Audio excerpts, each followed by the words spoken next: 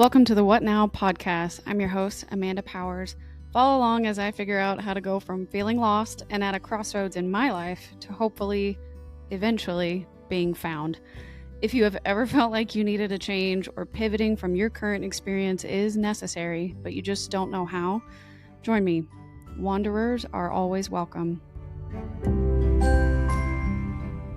Hi, everyone. Welcome back to What Now, a podcast for the lost and found. This is your host, Amanda. I am so excited. This week, I have a wonderful guest on with me. He and I have been friends since college. So we've known each other for over, almost 15 years now, probably. And I am so honored to have him here today. He came up with me through the ranks at Ole Miss, and then we both ended up working together at our first job after college.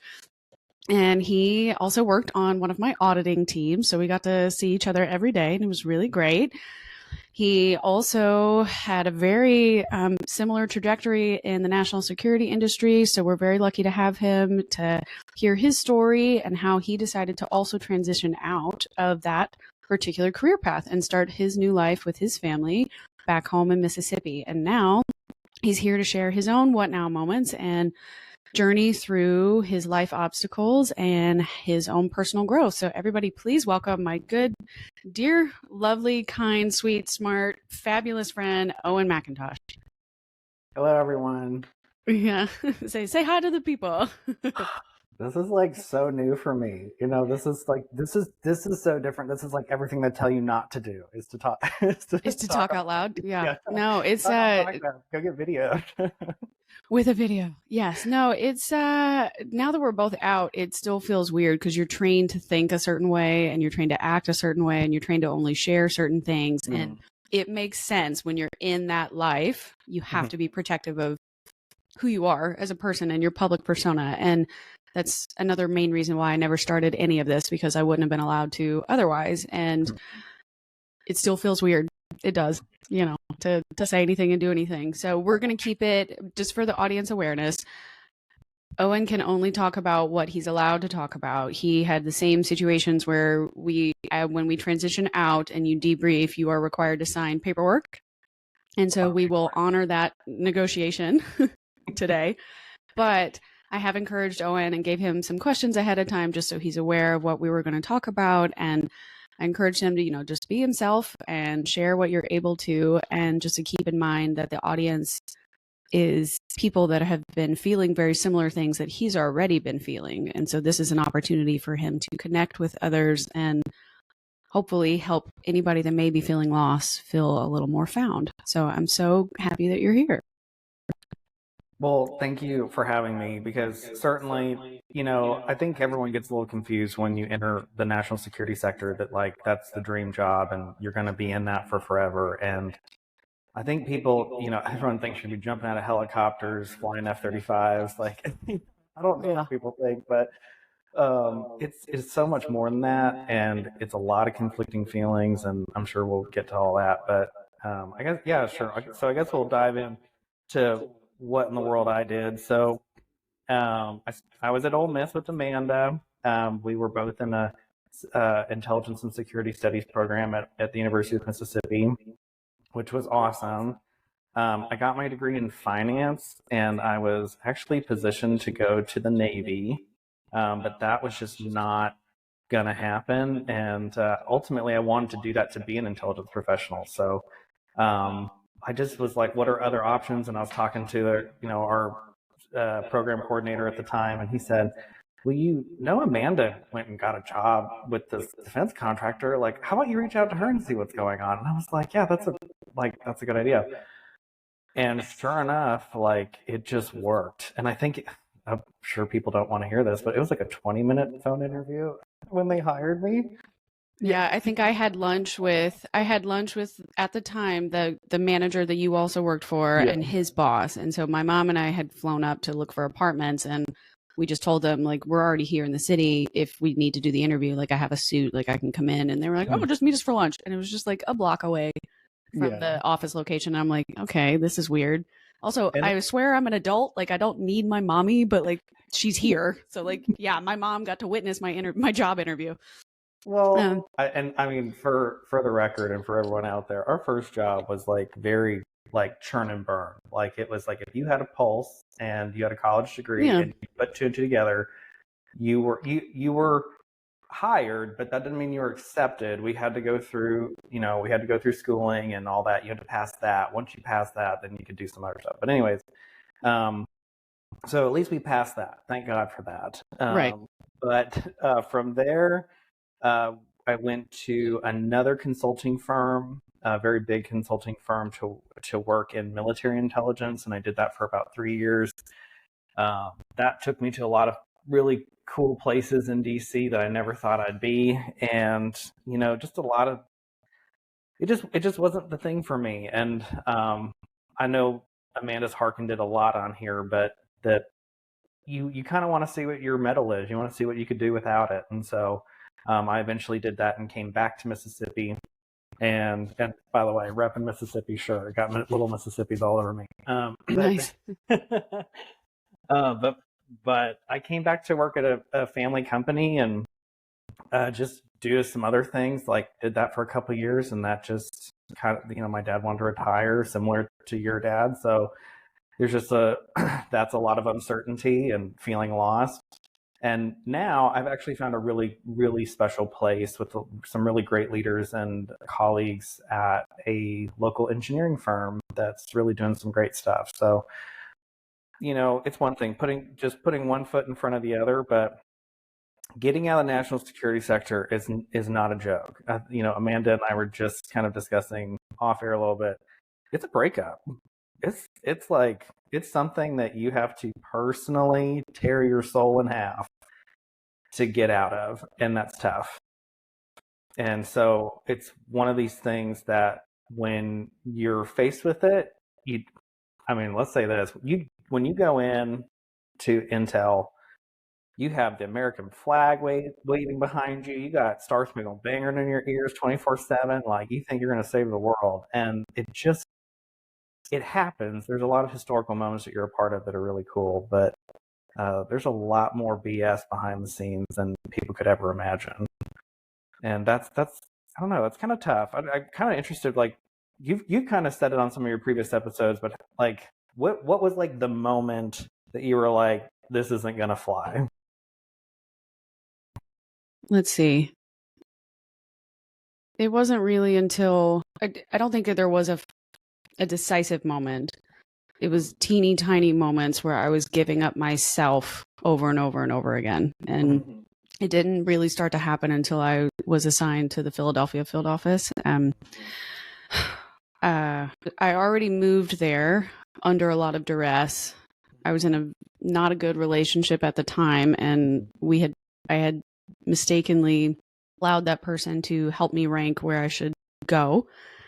And Philadelphia was in the top 5, and I ended up getting Philadelphia. And in and of itself, Philly is not that far from DC. So it's not like I couldn't go back and couldn't visit or couldn't make day trips or weekend trips or something. So that aspect wasn't too terrible. But the combination of entering a city where I know no one, ended up thinking I was going to start it with somebody. Luckily, I didn't start it with somebody, or at least I didn't start it with the wrong person. That happened. And then I was living in more of a rougher neighborhood. So things just kind of built up over and over on the personal life side and on the professional life side. So on the professional life side, I kept feeling like, I'm doing the best that I can. I'm trying to put my best foot forward. I'm trying to perform as well as I can. And I'm going above and beyond repeatedly on multiple projects. One, because that's who I am as a person. Like what's that Ron Swanson quote? Like, never half-ass 2 things, whole-ass 1 thing. Like my dad has like a variation of that when growing up. So every time I see that meme, I think of my father, and I'm just like, I'm never gonna half-ass 2 things. Like, and in national security, you're mostly half-assing. Most people are half-assing 5 or 6 or 7 things because you're always working. You're always got something going on. There's always a crisis, or somebody thinks there's a crisis somewhere. So you can't turn off. And for me, if I was doing all those 6 or 7 things, but I'm still outperforming all the other tenured people that are around me, and it's kind of like, what is happening? And yet the recognition is not to say that that's a job where you go in for recognition, but there were just multiple times where it just slowly became obvious to me that like mediocrity was promoted. competitiveness and territorialness was allowed, and genuine belief in the mission and genuine effort that's being put towards fixing the actual problem was going to get shot down. And any creativity or out of the box thinking, at least as an analyst, was typically viewed as very, very skeptical. Now, Philly did do a really good job of integrating analysts with the agents. So I had a pretty good relationship with any agent that I tried to work with. I never felt like an agent was dismissive of me, but I definitely felt like other analysts were dismissive of me. And that's me being an emotional person. That was awful, because kind of like we're on the same team. There's only 3,000 of us on an app any given week. There's only 3,000, maybe 3,500 of us in the entire agency. Like, we have to band together. We have to do our jobs because everything that we're doing puts everybody else on the line. Like, and if you lie to your upper management, if you make an assessment without, bringing as much of the whole picture as possible to the table, if you give a recommendation to a director, they take that seriously and in their decision making. And if you're not going to think strategically while also understanding the tactical work that it took to get that job done, you're not being the team player. You're not friggin' following through. And that's what sucked. And I was watching it happen over and over again. And then being openly told to my face by my management teams, like, hi, we see you doing this. We don't want you to do that anymore. We're going to tell headquarters to make you stop doing it. And I'm like, what? No, why? What for? Like, this is to benefit you. It's to make Philly look better. Like, what are you talking about? And it was one of those. And then on the personal life side, like, I was getting followed home. I had stalkers. I had 2 different homicide cops come to my house because they wanted the ring footage from my front door for stuff that had happened on my street. I know what you're talking about. Yeah, I had people. Yeah, I had multiple, like, Philly's.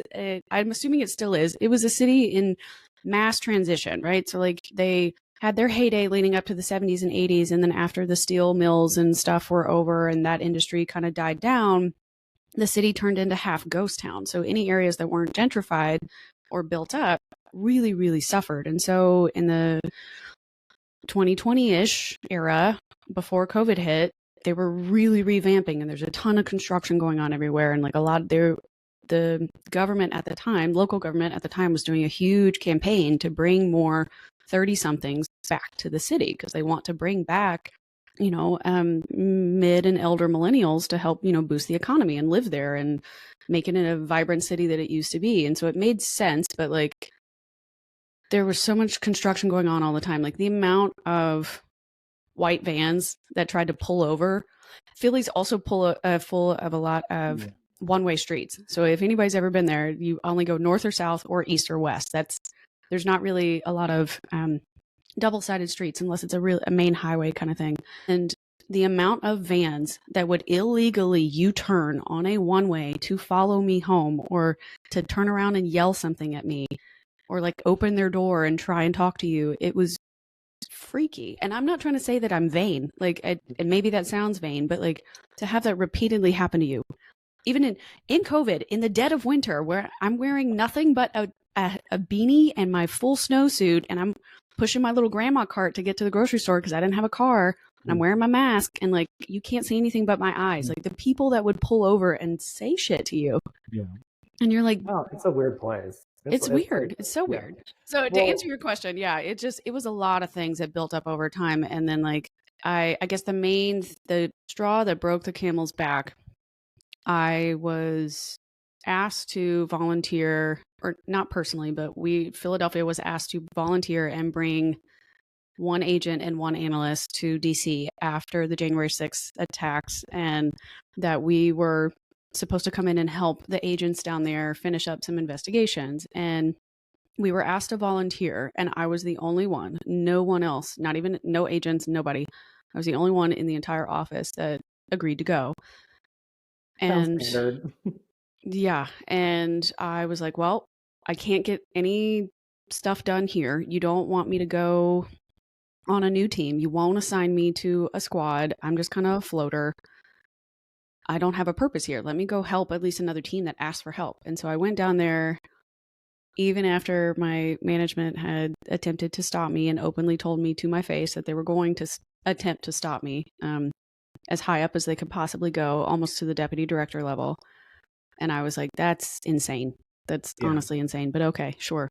Well, so I went, did the 3 months, loved it, had the best time ever, met some of the most amazing people, and I'm still friends with them to this day. Like, we still have a group chat that I text them in. And I came back and they were like, okay, well, there's finally an opening on the Crimes Against Children and Human Trafficking Squad. We'll move you there. But we'll move you there after the holidays because you just got back and it's early November. Then there's Thanksgiving, then there's Christmas, then there's New Year's, then, you can start in January. And I was like, no, I cleared my desk before I left for the 90 days. I have no new projects right now. Move me now. Because if you make me wait 2 months, I'm going to have new stuff. And then I have to train somebody else. And then I have to transition that off. And that'll take 2 weeks. And it's kind of like, no. Then I'm technically not starting till end of January at that point. So I didn't. I just packed up my desk and switched desks within like 2 days. Didn't even wait. And then that was probably it, because I sat down with my new manager and she basically honestly was just like, hey, so I've heard great things about you. I'm so excited to have you here. I know it's taken like almost 3 years for us to move you here, but I'm really grateful that you're here. Like, let's talk about your future, what you want to work on, how can I help you? Even if it's not with the Bureau, where do you want to be? And so I really appreciated that. And I built up a really good, close friendship with her. And that's really the only thing I truly regret, is that I did not get assigned there sooner. I do wholeheartedly believe that if I had been put on that squad within the first 3 to 4 months of being there, which is what I was told I was going to get and I never got, if I had worked with her the entire time, I do not think I would have left. Like, that was a great squad. That was an incredible team. That was the most meaningful work I have ever done for the Bureau in the entire 6 years of working there. And people always comment that that's such a heavy job, and in content, yes. Mm-hmm. In the research and in that aspect, yes. But the impact is far more measurable and conceivable than you could ever imagine. And that is what was so important to me, because I could walk into that particular job for those 6 months every single day and know that the background check that I had prepared, the interview package that I had prepared, the network that I had helped the tactical analysts identify, that could be useful to someone, and they could go out into the streets in Philly, or they could go out to our field, other smaller satellite offices, find those people, interview those people, collect all the data that they were supposed to collect, and then come back and find the victims or find the survivors, and etc. And it was useful and purposeful, and I miss that, and I regret not being able to do that more. But unfortunately, by the time they did put me on the squad, I was so over it. Like, I don't want to keep putting in effort for people that just act like, or again, perceived to act like they don't really care. And that was kind of the final decisive moment where I was like, I have to get out. I have to start interviewing. Because of the clearance, it took a while to get transferred anywhere else. So like, I'm assuming it's going to take a while for a contractor to pick me up, or I'm assuming it's going to take a while for me to transfer to another office. So like, I should start now. And I did try that process, but I also had my home life that was still a concern. So like my dad wanting to transition out of his role, which is fair. He was of retirement age.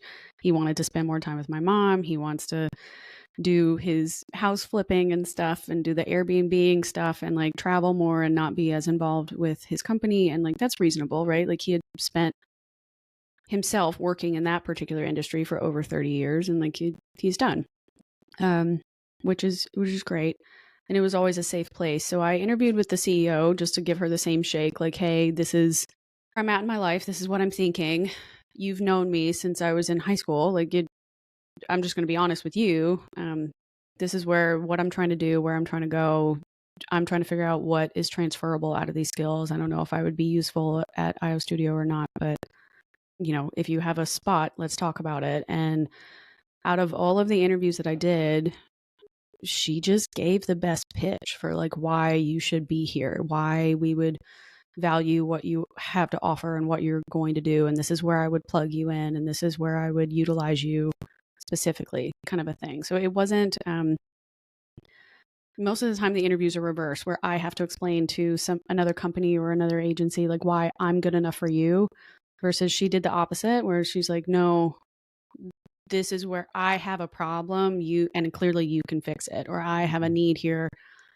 I would be eternally grateful, to put you here. But I also understand that, like, if you feel like it's a setback or it's too much of a lateral move or whatever, like, I won't be offended if you say no to me, but like, this is what I need. And if you want to fill it, I think you would be a great fit. And so that felt nice, and it felt reassuring, and it felt like a safe place to land, honestly, while I'm still trying to figure out what it is I want to do with my life.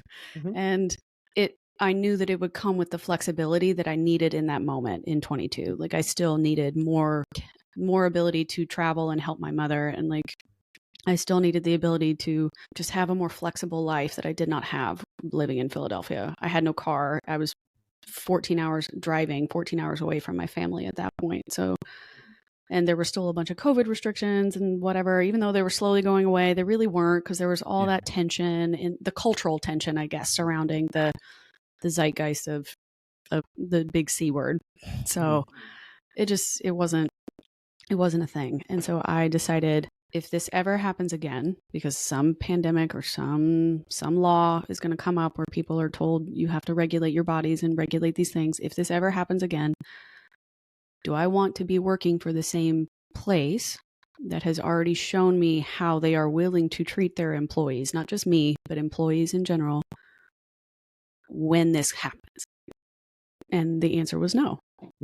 I don't want that. I just think it's really interesting, because I think I'm on a actually very similar trajectory, in the sense of how I came at least to that realization. Mediocrity is 100% like kept up as the status quo, and that bugs the crap out of me, because you were sat there and shoved like, you are fighting for the US people, like you need to protect the US people. If you're not doing that, if you are not waking up and drinking freedom every single morning, like yeah, if Team America World Police is not playing in your head, you don't belong here. Yeah, exactly. And the wildest thing, like, just an exact, like, I think the final breaking point for me was, I was working one day, I literally was, doing analysis, doing this stuff, and I found something that other people didn't see. And it literally was as simple as saying, we have, there's a Disney World in Florida, but there's also one in California. Okay, well, why are we not studying the one in California? We're only looking at the one in Florida. And they were just like, oh, just don't focus on that one. Just focus on Florida. And it was like, okay, but the information's telling us like California's serious. And they were like, yeah. And they were like, and it was like, and it was funny, because I was like, I have all the evidence in the world, heavy evidence, that was occurring, and it was impossible to get anyone to listen to me. And oddly enough, it wasn't where I actually thought it was actually going to listen to me, and they did listen to me. And guess what they found? But I had direct managers legitimately trying to derail my entire career, who were trying to blackball me across different agencies. And literally, it was all because I wanted to pick up the phone and talk to people about it and just be a normal human being. And I hated that. Like, I was like, this is not okay. Like, you can't sit here and quell human curiosity, which you're basically paying me to have. Right. So that doesn't make any sense, but it just was terrible. Every day was a slog. It sucked, because I was trying to do the right thing. I was trying to keep American soldiers safe, and it was basically told, don't do that. And I don't believe in that. I don't work that way.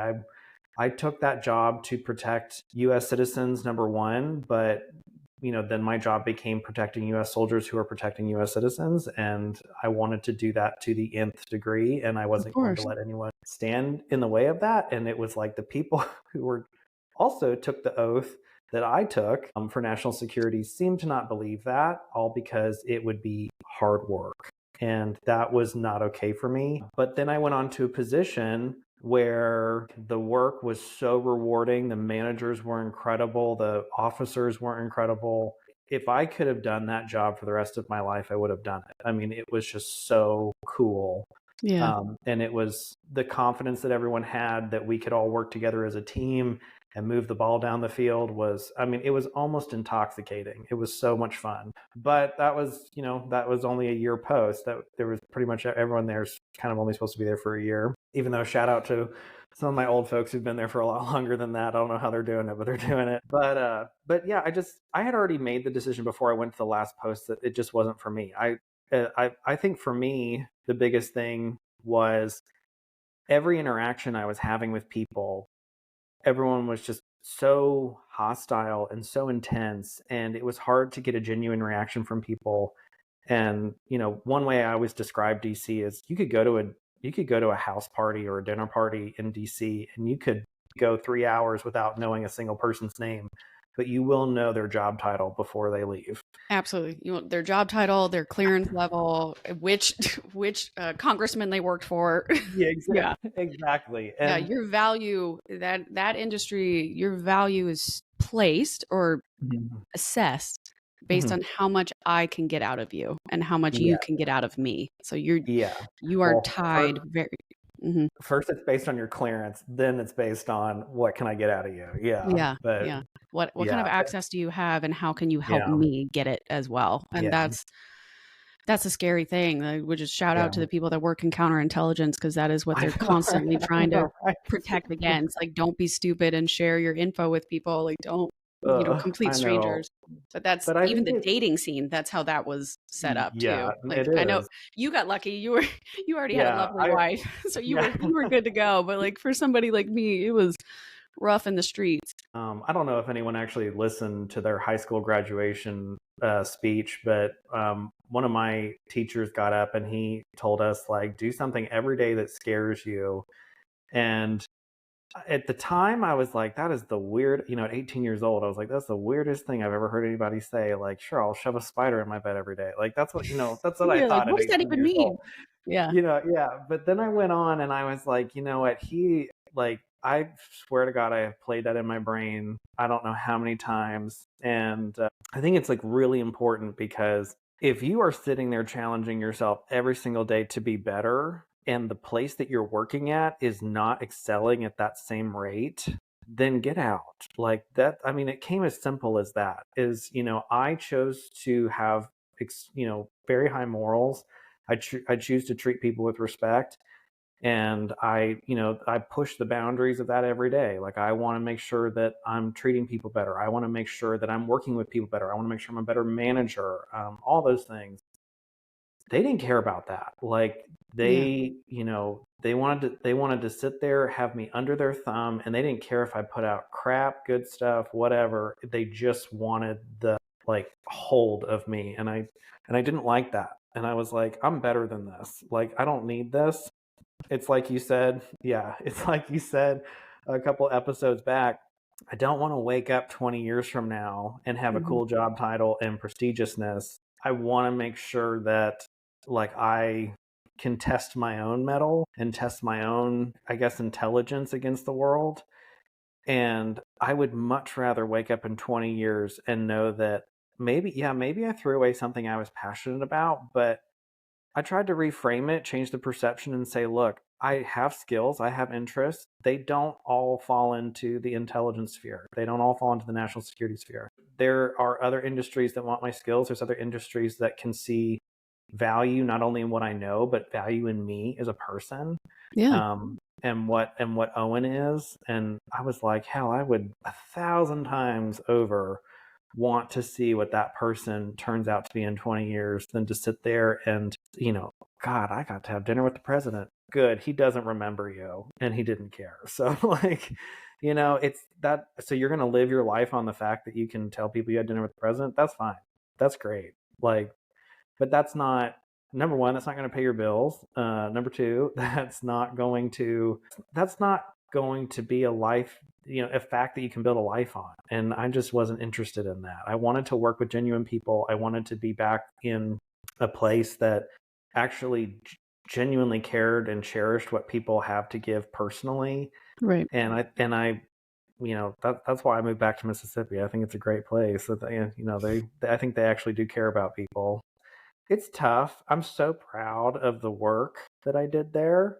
I'm like so proud, and I'm so proud of the people who continue to do that fight. And if they see Same. their purpose, I'm so proud of them. I can't even tell you. But it just wasn't Owen's cup of tea, and it wasn't something I was going to keep writing and figure out. Like it just wasn't. Yeah. So, and I know you kind of felt the same way. So, And I do, and I have complimented and shout out the particular people I used to work with. Obviously not by name, but they y'all know who you are. If you ever listen to these episodes, please know that I love you, and it was an honor to work with you, and I'm so glad that I did. And I know that there are people there that still want to fight the good fight, and they are, and they're doing the best they can, and I wish all of them absolutely nothing but the best. And I made some great connections, and I will never regret doing that. I don't think I would change anything about my particular career path. I don't think I would change. I wouldn't change, going to Ole Miss or doing the Intel school or any of it. I am curious about sometimes, like, what would that life have been like if I had been assigned to the squad I actually liked first. I do genuinely believe that I probably would still be in Philadelphia right now. I don't think I would have left as early. However, I do think leaving the Bureau before retirement was inevitable. I don't know how much longer I really would have stayed if I had been with that particular squad, but I definitely don't think it would have been as an abrupt decision of being like, honestly, get me out of here. You mentioned a little bit about just having the balance and how you were treated in office. I felt like at some points I was just starting to burn out as well. Like I had no work-life balance. I had given up dancing. I had given up a lot of the other things that I used to love to do when I lived in DC. And I wasn't doing those things in Philadelphia. And I'm sure some of that was part of because COVID hit and everybody was restricted and under lockdown. But like, can you talk a little bit about the work-life balance that you had during your career, if at all? And how did you address that? Because I mean, you were married, your wife moved up, but she didn't have a job initially too. So like she also was struggling sometimes. And I'm just curious, how did you handle that? And did it impact your marriage? And what did you do to kind of address it? So yeah, there's definitely no work-life balance. It's even hard to even talk about because I don't even think there it existed. And then in my last post, which was a year-long post, I mean, like literally the day I walked in was the day I walked out a year later. It was a shift work, so I had to. I Yeah, was you met working. one of my senior Yeah, analysts. and He he was was like, "Did you lovely. know that I work with so and so?" And I was like, "Yeah, no, I had no idea." And he goes, "Yeah, he talks so highly of you. That's so cool." And I was like, "Oh my God, two of my Yeah. favorite people met." Well, I couldn't tell you where I was, so I then it was know, yeah. like you found out in the classified space, so it's all good. But Yeah, I did. And yes, he did. He waited to tell me in that room. Yeah, so I was like, "Oh, okay, cool." yeah, but no, I do love him so much. But yeah, Mhm. there was not work-life balance at the bureau. It was a little better because it was a lot more. It was a lot more like if you get this X amount of work done, you remember our numbers. Like, it was Mhm. like Yeah, you hit your you number, could you can get go done by a home, yeah. certain time if you wanted to. But that was again, it was a churn and burn job. But once it started getting into, I would say, like portfolio style work where you were actually doing investigation, you were actually doing like real intel products and things like that. That was no joke. That was when Yeah. stuff started to get weird, and especially if you start to gain an operational element, that can get strange. I love that you're like, But and then it got weird. yeah. Real weird, real quick. Yeah. But I think personally for me, what was hard, and I think what was hard for my wife was she found something I was incredibly passionate about. She knew I was passionate. I think everyone knows I'm very passionate about geopolitics. I'm very passionate about intelligence. I'm definitely very passionate about the security of the United States. Yeah. But it was like destroying me at the same time. And she knew it. And I think she was seeing it more than other people. And I mean, I know we talked a lot about this at the bureau, but when I got done with training there, like I was sitting at the computer one day and I had a panic attack. And I remember having a panic attack on like the seventh floor of Hoover, which is, not the Yeah. place you want to be to have a panic attack. Nope. Um, But it's like looking back at it, I was like, why? Like, why did that happen? And I think it was just the unnecessary pressure. And I had never experienced that of how evil people are when it comes to like just, I mean, I'm literally, it was almost like a loss of humanity. It was insane. And I don't want to be dramatic about it, but it was pretty terrible. Well, I mean, they treated it that way, and they treated it Yeah. to everyone there, and there was very Yeah. obvious favoritism that was happening in certain sections, and like Yeah.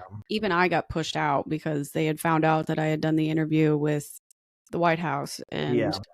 then they were like, "Oh, well, we're going to pull you into a separate meeting," and I'm like, Yeah. "Why are you bringing your assistant to the meeting Yeah. as No. a And witness?" A yeah. And it witness. was, They needed a witness in the yeah. room to experience that, and so I was like, "Oh, okay, Yeah. this is how it's gonna be played out. All right, I'm ready. Yeah. Fire me today. Fine. I already Yeah. have another Like, job offer. Bye."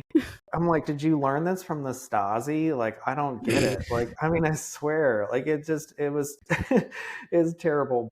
But, Oh, the but tea. in, but all that being said, like, I would go home, and I mean, I was a shell of a person, Yeah. and my wife was already going through stuff where, she couldn't find a job, and that was difficult. And, she eventually found her way, thank God. But I don't know, with a young couple and starting a young marriage, I don't think it should have been that hard. I think, thank God that we have a really great connection and we're not concerned about those things. We made it through. But Intel and I think it's not necessary. I guess what I'm getting at, it's not really the work-life balance. Like, that didn't bother me too much. It was the unnecessary pressure that came from a lot of management, whether that was contracting or the government, whatever it was. It Mhm. just was like, it destroyed my inner morals and it made me a terrible person. And I had to rebuild myself. I mean, one of my biggest things was, and my dad kept telling me, he said, do not forget where the hell you come from. Like, he was like, you can be up there, you can have a shiny car, you can sit there and have the fanciest shoes, but everybody up there puts their pants on one leg at a time, just like you do. And where you are going to shine is by sticking to who you are and what we taught you and all this stuff. And sure enough, it was so funny. It was so funny. I swear it was like a light switch when I started to think back, and I said, none of these people are of Southern values, I'll say. None of these people, care about genuine kindness. None of these people care about that. They want to slit your throat, the next time you turn the corner. But I like just lived on that. And I was like, look, if people want to sit here and they can tear me down one way or another, but that's not going to shake the bedrock of the fact that I know what's right. And I think when I lived that, it was so crazy. When I started to live that, the loss started to become found. I mean, that's when things started to kind of figure themselves out. And I swear to God, I think my sole success was on that. Yeah. I eventually, towards my last position, I stood toe to toe with people who went to Georgetown, Yale, Harvard, all this stuff, which is great. They're, fantastic Yeah. people. Me being one of I Yeah, was you didn't stand against me, but I I know. also I'm went not to throwing Georgetown, stones. so I'm like, I'm not, "Yeah, I'm well, not throwing stones. no, it's okay." Um, but But but yes, they're it was funny because in the end, I was asked a lot more what my opinion was, because it just was it, it. They cared that I was a genuine person. They cared that I actually had a genuine opinion. They knew that I understood the human element behind the intelligence. And I think, like, whether you're caring about that operator or you're caring about the target, whatever it is, mhm. that was a bigger asset to have than to sit there and to say, oh, that's not a person, that's the other side. You couldn't put yourself in their shoes. That was Right. everything wrong. You had to think, why is this person doing this? Why are these people going to do this? And you have to care about the different analysts around you and their concerns and their personal lives and stuff. And it's just like, if you do that, you'll be successful in any career you have. I feel like if you focus on the human element. And I think that's where things, to get back to your question, became hard. And I think that's where it became hard in the personal life too. It's just because it just wasn't me. It wasn't how I do things. And so Right. my wife Yeah. had she's like, this is not you. This is not the person I married. And so we figured it out. And just kind of stuck to like, if you be you at the end of the day, we're good. And I think that was where it all kind of shook out and it all came out in the wash. But I can tell you that that's like a serious part of the success in Washington. And even now, and I deal with politicians now too, they deal with so many fake people on a daily basis. Right. All they want is to deal with real people. And if you can be real, it's funny how close you can get. I was working on this very extended project and worked with this really nice lady. We worked wonderful together. I didn't think anything of it. You know, the project kind of ended. We kind of went our separate ways, and Sure. I went to another position, didn't think anything of it. When she was leaving, and she was going to a pretty prestigious position. When she was leaving, she actually sent me a very personal email. This was not like this wasn't a blast out. This was a very personal email. She sent it to me and she said, "Owen, I just really enjoyed working with you. And when I think back on my time at this position, I just wanted to tell you how much I enjoyed working with you. Please don't stop being you. Please keep continuing to care for people." And I mean, this woman was like a cold-hearted killer. I mean, like she was like, she's the real deal when it comes to stuff. Yeah. But it still made a difference that she reached out to me. I mean, there's like, I don't remember really reaching out to a lot of people when I left, and there was a few, but I understand they kind of rush you out the door, as you, so I'm sure you remember. Mm-hmm. So you don't really have time to kind of say your goodbyes. I was just shocked that she reached out to me, and so I will never forget that. I hope she's doing well. I think that's just the important part and ultimately that's why I got out. Like, because obviously I was doing something that was not present in everyday IC. So there was something there that was not occurring that people knew was out of the box. And I was like, I can't do that. And luckily now I can truly say I work with people who truly do care about the human element. And that's really cool. So that's what I want to find. I like, whether that's in another industry, whether that's, in a company, whatever it is, I want to find that. Because if you could go to the biggest business you want, you're still doing business with humans. And if you forget that fact, you're not going to be successful. Whatever that may mean. Like, you're not going to get off on the right foot. Obviously, I'm just sitting here like silent clapping, like, yes, go, go, go, go. You're giving me all the best clips ever. No, but so true. I think as I've started to talk more through it throughout the podcast and all the different episodes, I've started to realize that one of the reasons I was struggling so badly in Philly is because I was slowly being chipped away at. So like they wanted me to be a very specific person. They wanted me to be a very specific analyst with a specific passion level and interest level. And I didn't realize that there's a specific episode where I talk just strictly about self-loss and what I learned about what self-loss is psychologically and what it does to you, and the awakening moment when you realize that you no longer recognize yourself. And it was never major things that happened, but it's those little things that chipped away and chipped away and chipped away at you until you're gone. And I am not that person, same as you. Like, I don't think I had as many genuine emails like that, but I do remember when I left our first job, I'm pretty sure I still have the letter. You wrote me one, and basically a handwritten version of that email, and I have kept that for forever and reread it when I need to. But when you find people that genuinely recognize that in another, and they have the empathetic skill set and the emotional intelligence to be able to realize, I'm never going to solve this problem if I can't figure out how to sit at your side of the table or, learn from your perspective. And especially in intelligence, when you're trying to understand, quote unquote, your enemy, how are you going to do that if you're not looking at it from all angles? And anytime that I would challenge another person's perspective, not in a cruel way, or just be like, okay, but the evidence says this, your agent brought back the information that said this. How did you get to Z? I'm only able to get to maybe B, maybe C, but you're all the way over in like XYZ area. Like, that's, how did you jump here? Where did this come from? And then they couldn't back up that evidence or the reasoning behind it, other than, I just know I've been doing this for 10 years, 15 years, 20 years. And I'm like, okay, but your criminal also evolves. Yeah. Your violator evolves as well. They learn, they adapt, they realize what skill sets we have, and they've witnessed it happen to the other criminals. So like they adapt, they get better at it too. Like you can't just sit here and assume that they're going to stay stagnant. They're not.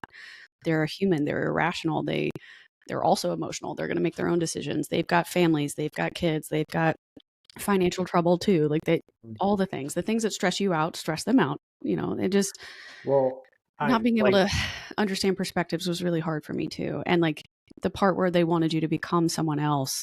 Yeah. It was almost horrifying. Like I didn't want to be that person. I didn't want to be the person they wanted me to become. And that I had to let that go. And I'm so glad you had your wife there to at least go to tell you to your face. Like maybe she didn't say it explicitly. Like, I don't recognize you anymore, but like, you know, Kaylee, she did. yeah, no, I just, but like, at least you had somebody that could help you think through that and like understand that I see this happening to you and I love you and I wish this could change. I didn't really have anybody like that at the time. Like I had our friendships and like, but everybody was also in the industry. So everybody was also suffering. So we were all like seeing each other and we were like, oh, this is normal. This is fine. It's like, no, it's not. And like nobody in my family. The frog in the pot situation. Like you just don't know what's going on. The slow boiling point. Back, you're like, that's messed up. Oh, very much so. Very, very much so. And yeah, no, I'm glad that it didn't derail the two of you too badly. Like I'm really glad that you were able to, you already had a strong foundation before moving there and you were able to support each other and at least recognize the struggle and be like, all right, both of us are only going to be able to give 50% right now and 50% is enough. But we have to agree that we're going to try and get back up to 100. We're going to both try and do better for ourselves. We're both going to figure that out. So like, how did the decision come for you to finally move? And how has your life changed since moving back to Mississippi? Well, number one, it's improved 1,000 times over. I think the only negative is I gained weight because Mississippi food. You're back in the fried food land. Yeah. Yeah. God, it's good. So tasty. But I miss it. Do you ever go back up to Oxford and like eat at like Ajax and stuff? So I haven't. I really haven't gone up to Oxford much, but I mean, I do travel around Mississippi a lot, so I go to the Gulf Coast a lot, and good Lord. Again, my waistline's not doing well, team. Like we're working on it, but it's not doing well.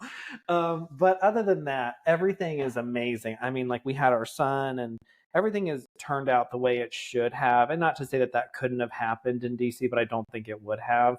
It's a different lifestyle. It's a lot slower here. I mean, it's nice and again, we're like I moved back here to be around people who care about others, and I think that that really has come through, and I think that that goal has been achieved. But I think the ultimate decision, so like after the Bureau went into military intelligence at another agency, at that agency, I was so miserable. I was glad the work I was doing, but I was so miserable in the management that I had, and I started to see a bigger picture of kind of where my trajectory would have gone if I stayed there at that particular consulting firm and defense contracted with them. Yeah. And I was like, I don't like this. Like, I don't like this at all. I don't need to be doing this. And then it just happened. I had already kind of decided like we're gonna, you know, maybe do this for another year or two, and then we're gonna adios. Yeah. And then after we left, you know, I think my last position was a good wrap up. Like I did everything I wanted to do. I did not get to fly in a helicopter. I wish I got that, but that would have been cool. Other than that, I got to do a lot of really cool things, work on a lot of really neat stuff, but I also got put through some incredibly stressful situations that I was like, don't want to do that again. And so after we moved away, I was happy at my last position, but I wasn't happy with the industry. And I actually, speaking of writing letters, I wrote myself a letter because I knew I was going to have conversations with myself over and over again, because they tell you, like, if you leave, you can't come back. If you do this, you know, all the lies they spread.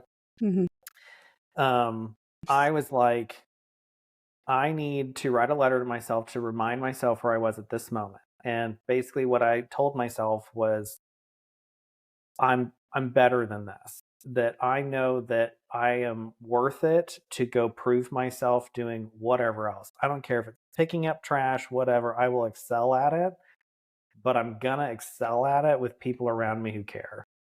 And I mean, for the most part, that has all come to fruition. So I am not at all mad about the decision.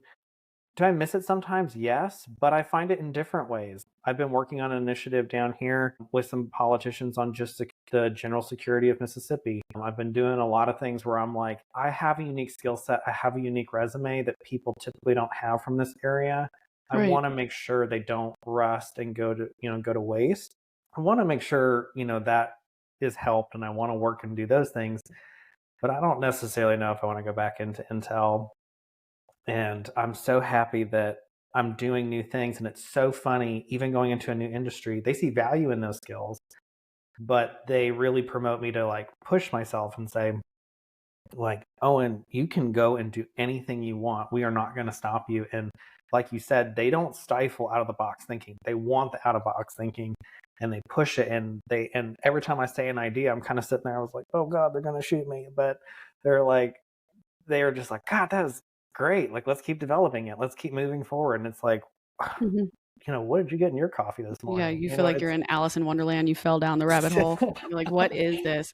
Why did, Yeah. hold on, they said yes. They're looking at Yeah. me. Me? Really? I'm Owen? No, right? I know. Yeah. So I'm not a number anymore. yeah. So I feel blessed. I feel really blessed. And Good. I'm really glad to be teasing that out. So all that being said, there's many moments I felt lost, completely confused, like completely like, what the F do I do now?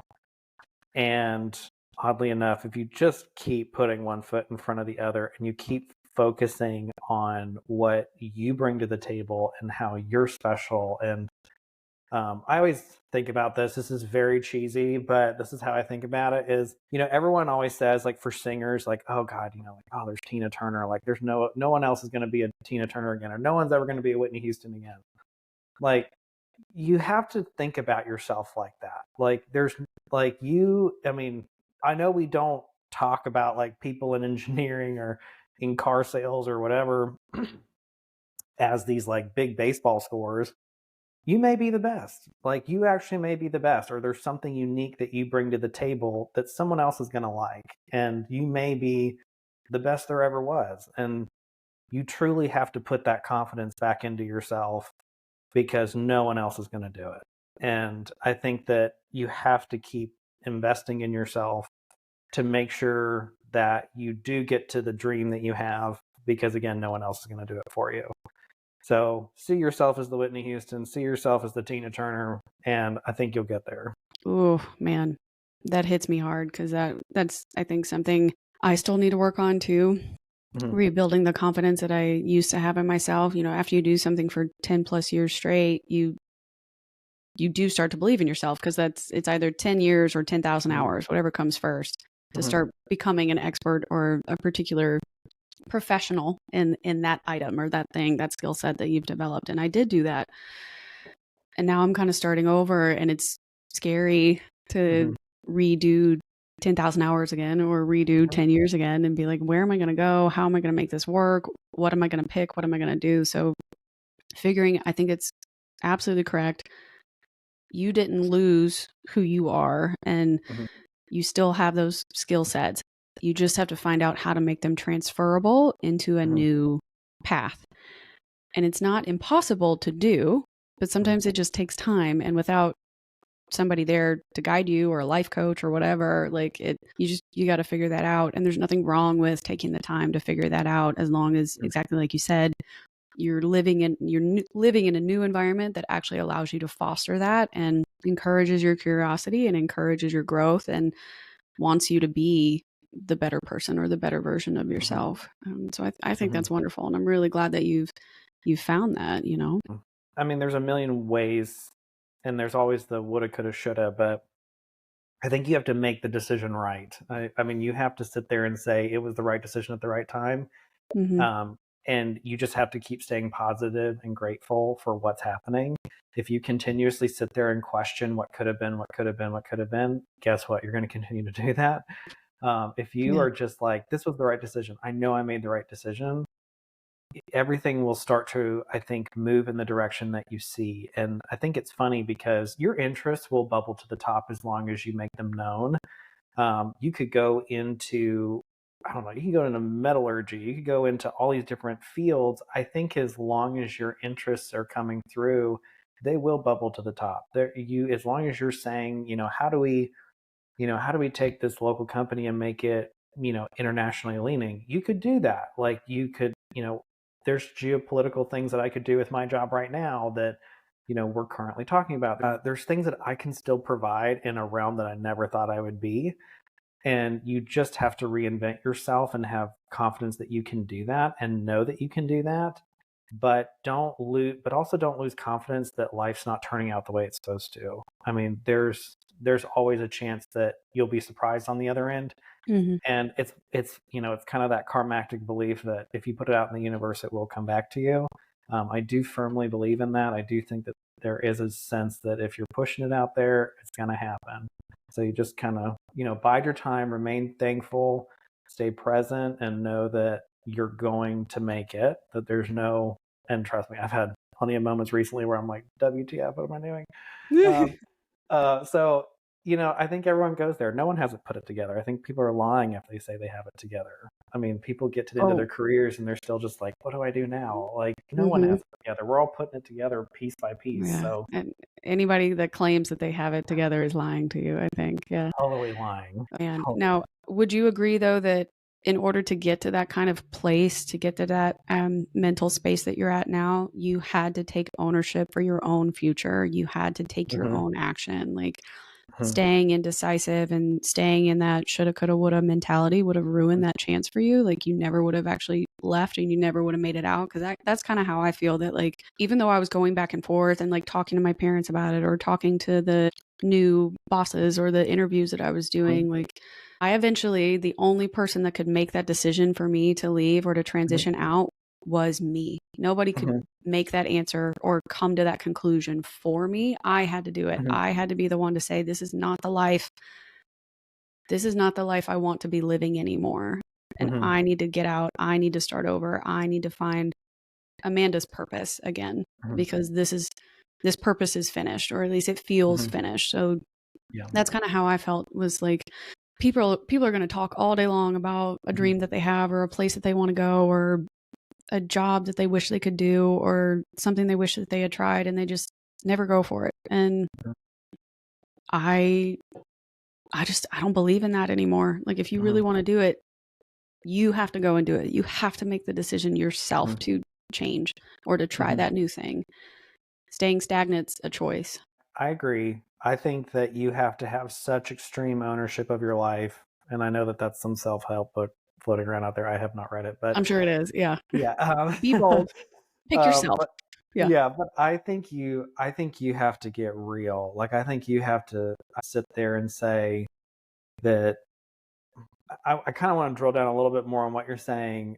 There were some times where I was like, okay, if I have this sign, or if I have this conversation, or maybe if this further thing breaks the camel's back, then I'll jump. Or, I have to see a little bit more animosity here before I really make that decision. Yeah, the waiting. Yeah, you're waiting for that final thing.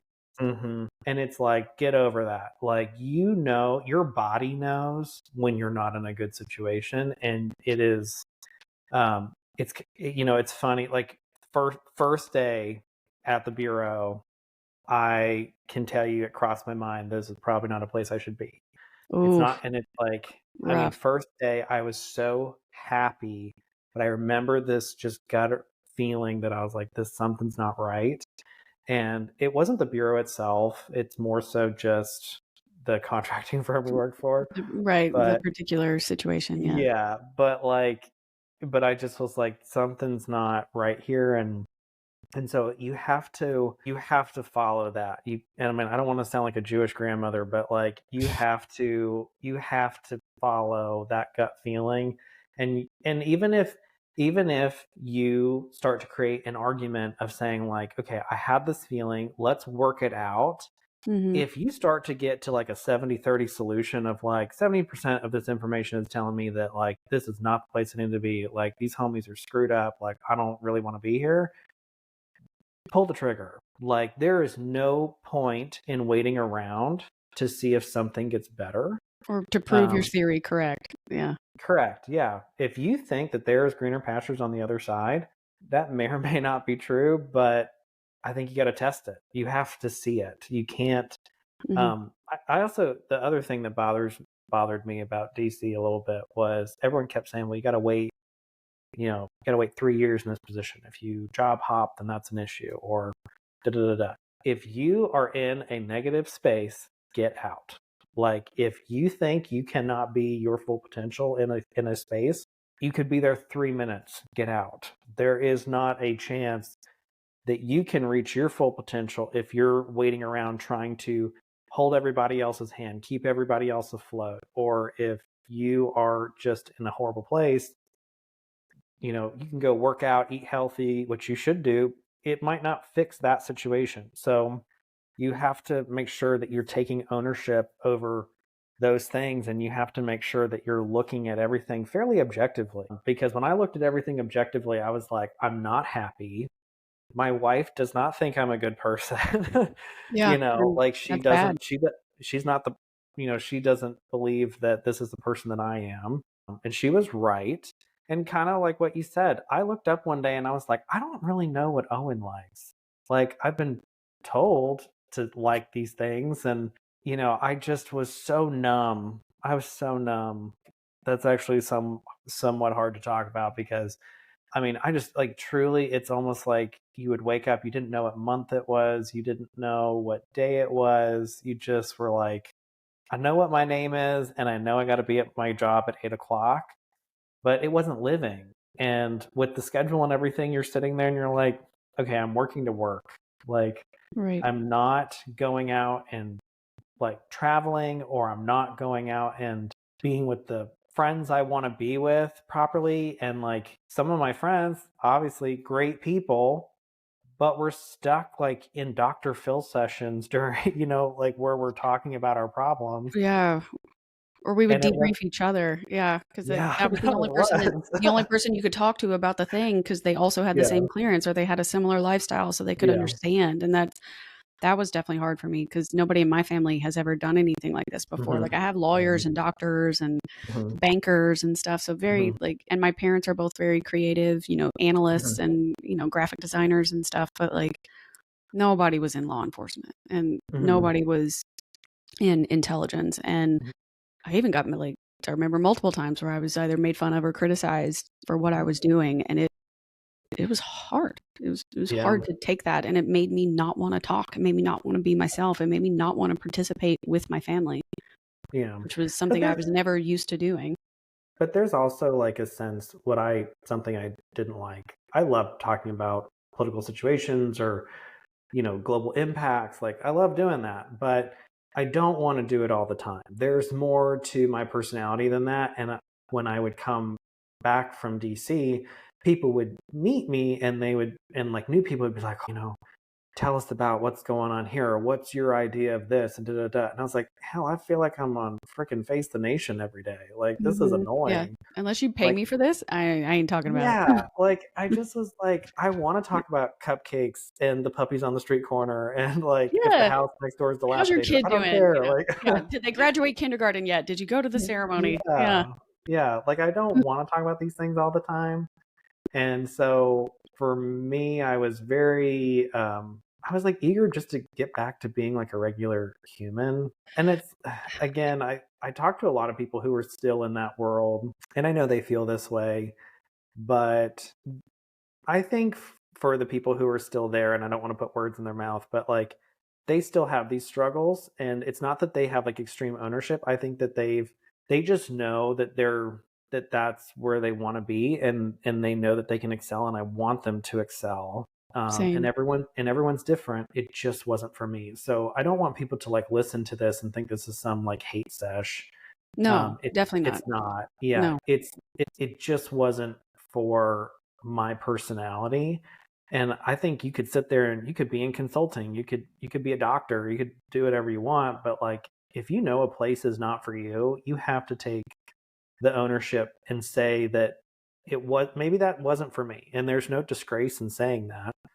You just have to own that your job is not your identity, and you as a person is better to explore than any job. Yeah, I'm really glad that you said that. I agree with you. The very first episode, I guess second episode technically, where I gave like the whole hour and a half rundown of like my career path. Mm-hmm.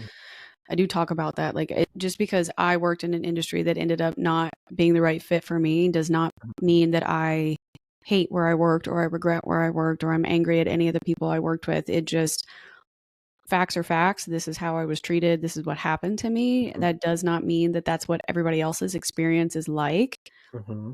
And that does not mean that that particular job role isn't a good fit for others and for the people that were already there for 10, 15, 20 years. Like, Mm-hmm. it was still very uncommon, but it happened very uncommon in the industry. Mm-hmm. But at the bureau, it was regular, or Mm-hmm.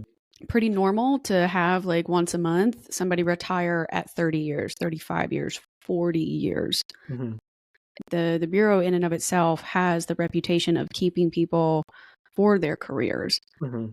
And if some people still identify with that, anybody that I used to work with, and they're still able to do that, there were a couple of people that I worked with that were phenomenal, our mutual friend included, Mm-hmm. where they had done a previous career in a different, either for a different agency or for a civilian version. So like maybe they had been police and then military and Mm-hmm. then were able to transfer to bureau. They were getting the 3 pensions at once because they had that same career path back to back. Yeah. And they were It's able almost to like the either smart thing to do. do them Like in parallel or yeah. whatever. And like, it makes sense that that Mm-hmm. person is willing to stay for the 20, that Mm-hmm. it fits their lifestyle. It fits their family's expectations. Mm-hmm. They're able to travel and do whatever it is they need to do. They're used to it. Mm-hmm. As a 20-something-year-old, 30-something-year-old like me, Mm-hmm. and I've done nothing but that career. I've done nothing but build my identity against that. I didn't have a personal life. I wasn't dating. I wasn't getting married. I wasn't having kids. I wasn't meeting any of the other societal expectations that were set Mm-hmm. upon me, because I was so busy.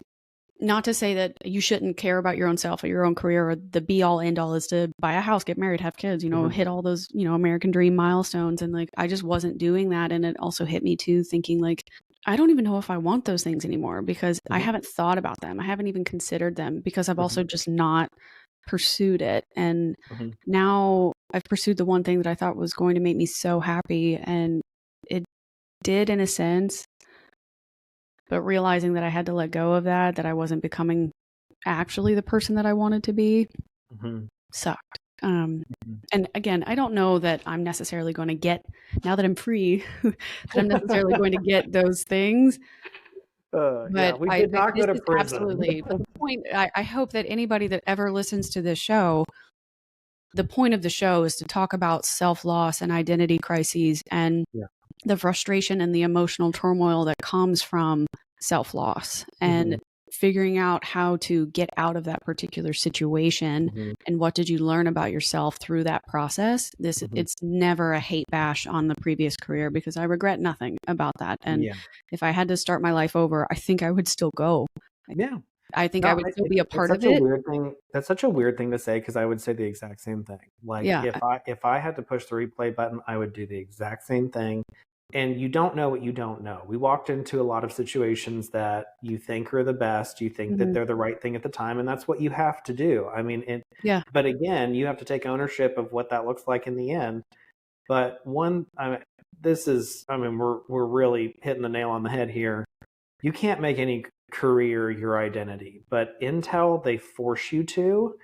And I swear, team, if I could take you back in the past and we could sit there and talk, and you could listen to my conversations, for almost 5 entire years, I talked about nothing more than intelligence work and geopolitical stuff. And it gets old. Like, you just want to be a person again. Like, and I think, like, when you kind of what you're talking about, when you're giving yourself space to decide and research who you are, you're stopping like the societal train that has all this momentum, and you're saying, hey, let's stop this for a second. Do I actually want kids? I'm getting off the train. Like, let's stop the train for a second. Let's get off and let's actually ask ourselves some questions.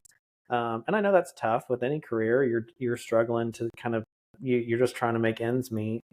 But I think it is good to take some time to get off the train and say, hey, what is it that I'm actually providing myself? And we all want a purpose in the world. Find your purpose, like whatever that may Yeah. be. And there's no reason to bash that, do it, but just take ownership of it. I do love that idea because you can't go on and keep wondering what if. You have to look at it, and say that this is what I'm going to do eventually. But I will add this, that you I think you you need to stay positive that there is light at the end of the tunnel, but it's okay to have some negative days and to have some bad days, and it's okay not to be okay. But even in the not okay days, you have to do some research and find out, why are things not okay? Why are you not doing well? You have to Yeah. take that type of personal ownership too, doing the research. You can't just throw your hands up and say, "Oh, I'm depressed and I don't know what this is." Like, you've got to start doing all the what is the right things, which is that's eating healthy, working out, like Sleeping. Yeah. sleeping, exploring things that you maybe wouldn't have. Hmm. Um, you have to start taking the right steps to know to start finding the right answers. And as a matter, regardless how busy you are, you have to do those right things. And I think the picture starts to come together. But the more you do those things, the more you'll figure yourself out. Yeah. No, I don't think Mhm. I could have said that in a more beautiful way. That was honest and true. And I'm so grateful you're on the show, man. I think a lot of people need to hear this no matter what industry they're in. Like you said, you could be a doctor, a teacher, a lawyer, a bus driver. If you end up feeling like this is no longer your purpose anymore, it's okay to pivot. And I Mhm. think I struggled so hard with wanting to pivot. That may have been why my decision was dragged out for so long, Mhm. and how painstaking it was for me to let go of and finally decide to do that. Like man, I didn't know that it would be okay to leave. Like, I thought I was going to Mhm. be this huge disappointment because I had, put all this pressure on myself. I told all these Mhm. people I was going to do this. I was going to make this career a thing and make it happen. Mhm. And I did. Yeah. Mhm. Like I did. I've got all the framed stuff here in my house. I have Mhm. proof, but getting to a point where you realize that something doesn't make you happy anymore, and like having to turn around. And I don't know if maybe it was because I cared too much about what these other people think, but like, I think Mhm. my deepest fear, I've had people ask me that all the time. Like, what is your what's your greatest Mhm. fear in life? And I'm like, okay, a funny one or a real one? And the real one is still being a disappointment, not living up to my Yeah. own expectations. And Mhm. I was so afraid that pivoting like that and trying something else, finding a different purpose, choosing a different Mhm. path was going to make me face that worst fear that I had become a disappointment and a failure. And the truth is that failure is the greatest thing that you can have happen to you, because it Mhm. helps you learn from a mistake, or it helps you face something that you weren't expecting to face. And you Mhm. can't become the person that you want to be Mhm. without failure. It's Mhm. inevitable. And like trying to find a path, or like do everything you possibly can to like get around it or avoid it or Mhm. misstep it or be one step ahead of failure. Like, you're going to trip at some point. Like, just accept that and be grateful for the fact that you even had the opportunity to to try something new and to face that demon, I guess, Mhm. and live to fight another day. And I I'm just so grateful that I had people like you in my life too, because there were definitely moments that were really tough for me while we were both still there. And even though you and I didn't always work together, we worked together initially, but like we didn't get to Mhm. work together after that. I knew that if anybody met you or, interacted with you, like, you and I had always had each other's backs. And like, even if I hadn't seen you in months, like we could pick Mhm. up right where we had left off. And you Mhm. always knew me. You knew me as a person, you knew my character. And I was always so grateful because would stick up for me, or you would at least value our friendship and always be honest with me. And I had a rough go before I moved to the academy and stuff. And I remember you just being like, I don't think that's her. Maybe you should at least talk to her and like give Amanda a chance to, Mhm. explain herself face to face, or like Mhm. make sure that like if there's something you need, clear the air, she'll be Mhm. happy to do that. Like, I Mhm. always appreciated you not necessarily believing the lie, but like just not not ever doubting me, no Mhm. matter how much time apart you and I had. Mhm. Those are the types of people you need to keep in your life. Mhm. The people that know you, for you, trust your character, support your character, Mhm. and just don't even let like that bad kind of stuff in. And that's just such a valuable thing to have. So I'm very grateful that you were always there for me throughout this process. Oh, well, thank you. That's very sweet of you to say. I certainly felt that because with you personally, just because, like I said, a lot of the people I just didn't really see eye to eye with, and when we were at the bureau, and you remember we got our desks like put right next to each other, I was like, Yeah. yes. I Yeah. was like, this is awesome. But I know that was towards the end of both of our stints there. It was so calming for me to have you there as a person of my past, but also just like to know that you were there, we could work together, and to have that solace was just huge. And I know, like I very much feel the same way. And but I think this is like such the cool thing is all of like our friend group, and especially people that came from our program Hmm. at the University of Mississippi, came out and really showed their stars in Washington. And obviously, we can't talk about where they are, Right. but Where they are now. Yeah. yeah, but I mean, it's really impressive, Very and it's impressive. really awesome to see them all get there. And I think they've all gotten there because they were good humans. And I will die on that hill, Oh, because yeah.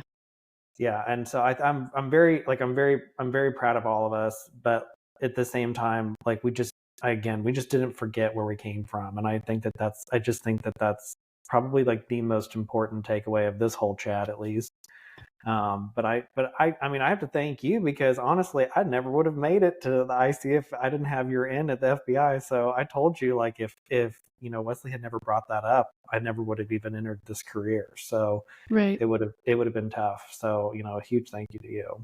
No. Well, Yeah. sorry, I couldn't tell you the whole truth. Hey, it was all You're part of stuck it. with me. Yeah, I just finally could pull you aside once you were there and be like, all right, it's going to be god awful. You do 2 years, you get out. You get Hey, your we clearance made it. covered and you get out. No, we made it. It's all good. No, Yeah, but no. but seriously, thank you so much for having me. This has been a really good time. So I really Yeah, appreciate no, it. I just have a couple final questions. These are Yeah, of usually course. questions I ask every guest. So for posterity and consistency, that's what we're trying to do here. How do you define success after a whirlwind roller coaster of a career so far, and now you've landed back home? How do you define success, and what does success look like to you? Okay, I've been really cheesy this episode, so I apologize. But No, be but yourself. like a quote that I use a lot when I think about that question is actually from Winston Churchill. It's success is going from failure to failure without loss of enthusiasm. I think about that a lot because it doesn't necessarily describe what it is. It's you're gonna fail. It's like you said, like you have to have it. It is inevitable, but just don't lose yourself, and don't lose your cool about it. Yeah. But for me myself, just simply, I think success. I know for some people it could be financial. I know for some, it could be credentials, whatever that may be. For me, I want to wake up every day and want to go out there and do something good for the world, and I want to go out there and just make a difference. And so if I'm doing that and I feel the purpose and kind of the drive to do that, then I feel successful. I love that. Yeah. Mhm. What is your favorite thing about yourself?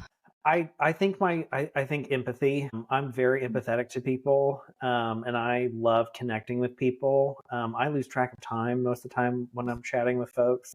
I love that about myself. Maybe other people don't love that about myself. I love that. Yeah. um, but I can get along with pretty much anybody, and I love that. I have never gotten into too many arguments with people because I think I can see where they're coming from. I can see why they're doing things, and I like to learn those things too. So I definitely think just being empathetic.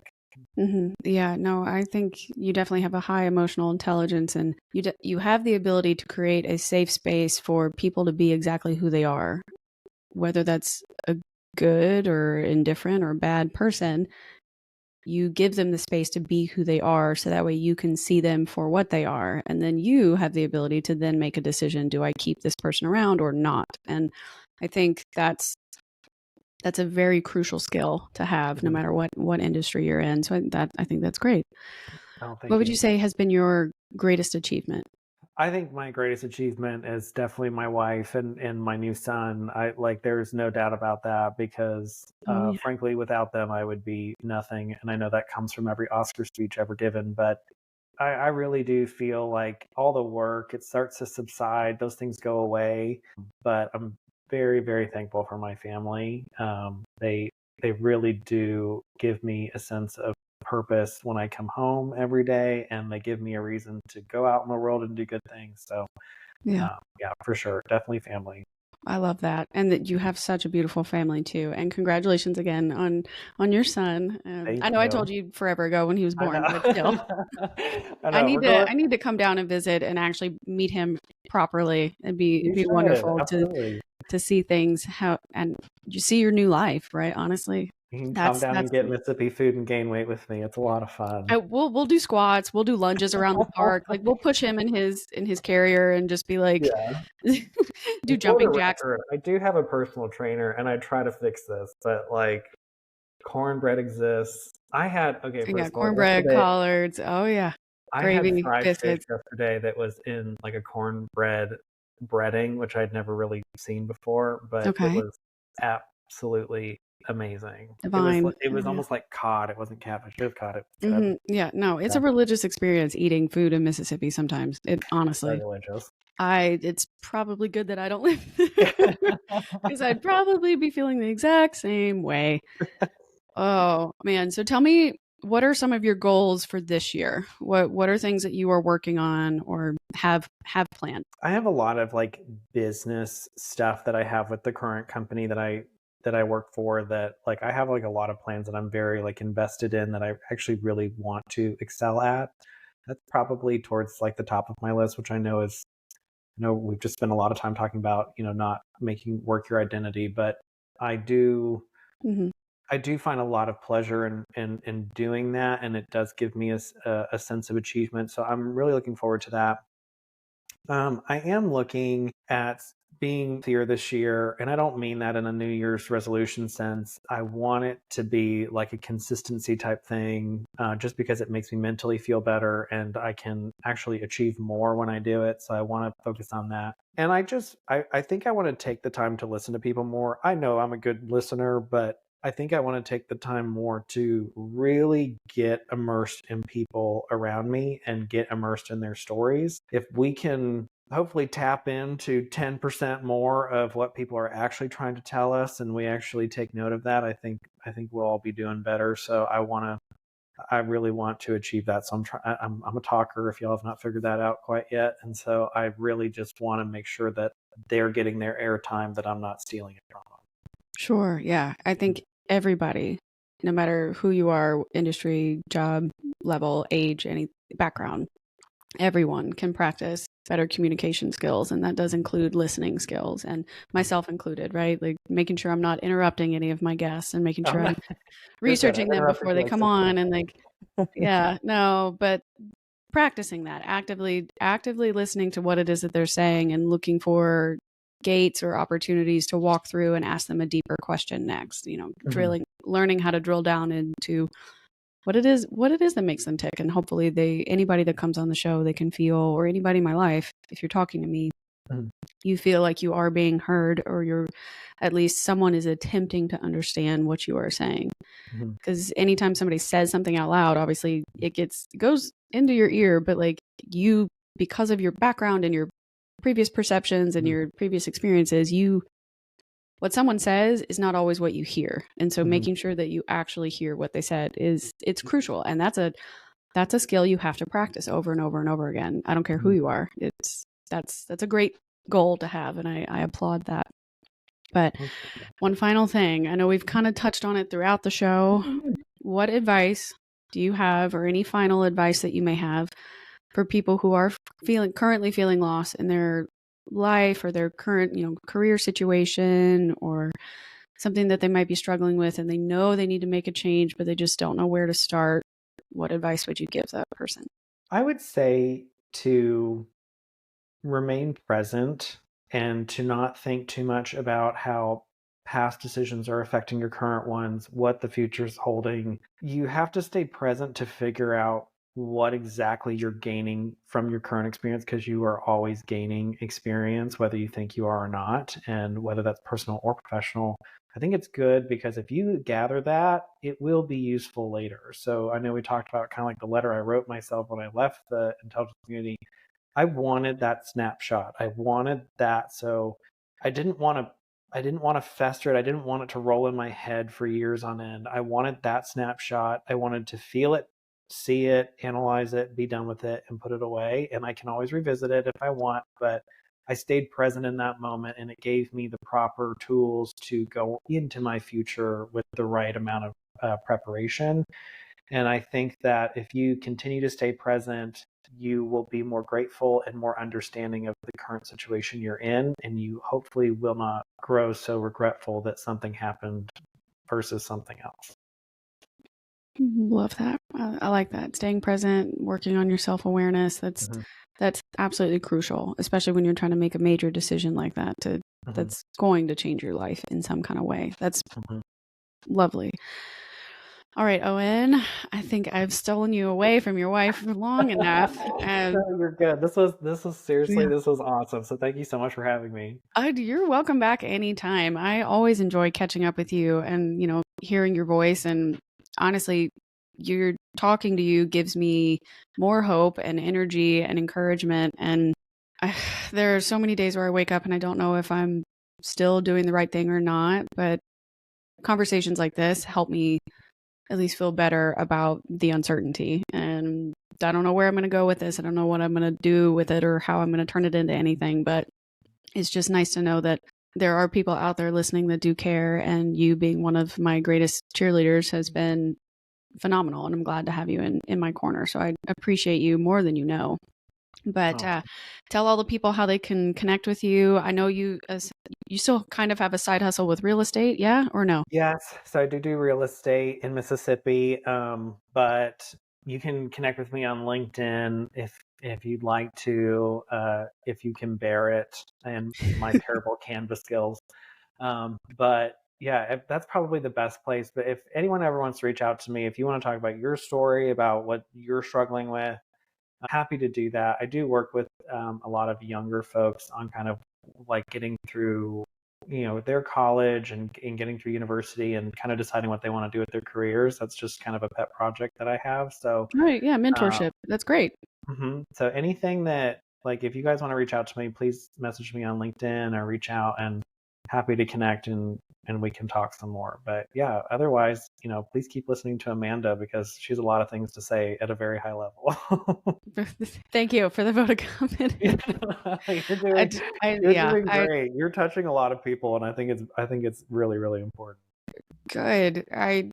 There's multiple days where I feel like I'm just talking into the void, or at least all the solo episodes where I'm just like staring only at myself on the screen, and I'm kind of like, all right, maybe she looks good today. I'm so proud of her. She got up, brushed her teeth, she brushed her hair, and now she's out here doing the damn thing. But then other days I'm kind of like, I don't know if anybody's even gonna like that episode. Like I mostly just told jokes on the side and tried to keep my head above water. But it's a good thing. It's a good thing. And I'm grateful to be here. And obviously to all my listeners, you know the drill. Like, subscribe, share, leave a review, go say hi to Owen, chat him up, ask him any questions you might need. And I always appreciate your feedback. Anything that you can offer me about the show or about the episodes that you like, share the show with your friends. That truly is the biggest difference you can make. Leaving the 5-star review and sharing the episodes with others is absolutely phenomenal. So I'm forever grateful to anybody that will do that and provide that feedback to me. You can also find me at askwhatnowpodcast@gmail.com. I'm also on TikTok and Instagram, so you can DM me there as well. All of the contact info will be in the show notes. And until next time, remember, wanderers are always welcome.